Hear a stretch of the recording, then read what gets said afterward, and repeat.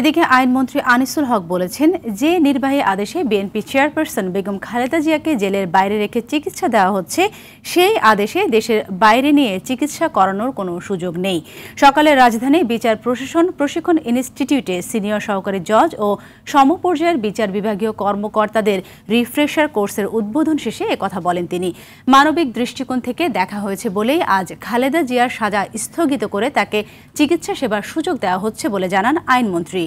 দুদক দুর্নীতিবাজদের বিরুদ্ধে ব্যবস্থা নিচ্ছে, পাশাপাশি সত্য তথ্য ভিত্তিক সংবাদ প্রকাশের জন্য গণমাধ্যমকে আহ্বান জানান তিনি।